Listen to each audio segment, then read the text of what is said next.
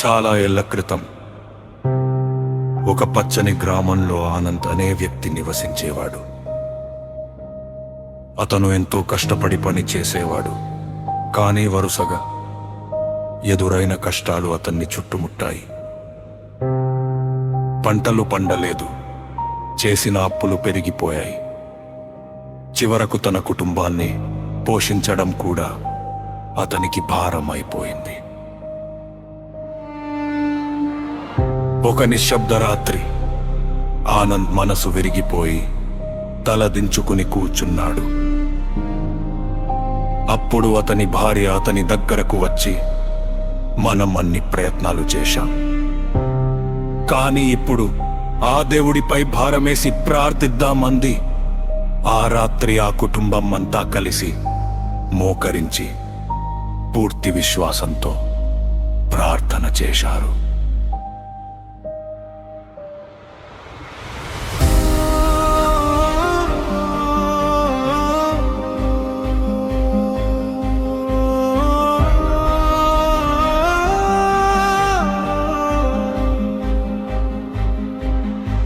ఆ ప్రార్థనలో వారు అడిగింది కేవలం డబ్బు కాదు, ఒక దారి చూపించమని.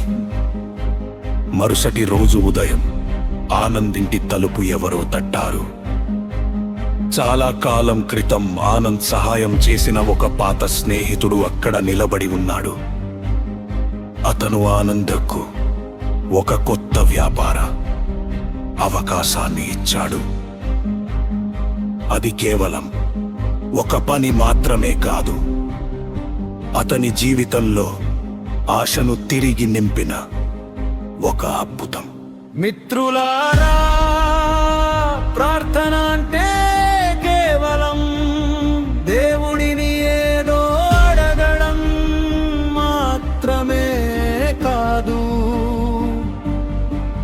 అది మనల్ని దైవ శక్తితో అనుసంధానించే ఒక వంతెన.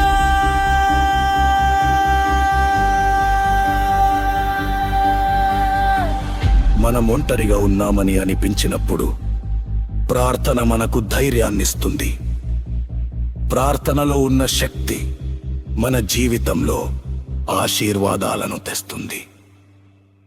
గుర్తుంచుకోండి, విశ్వాసంతో చేసే ప్రార్థన ఎప్పుడూ వృధా పోదు.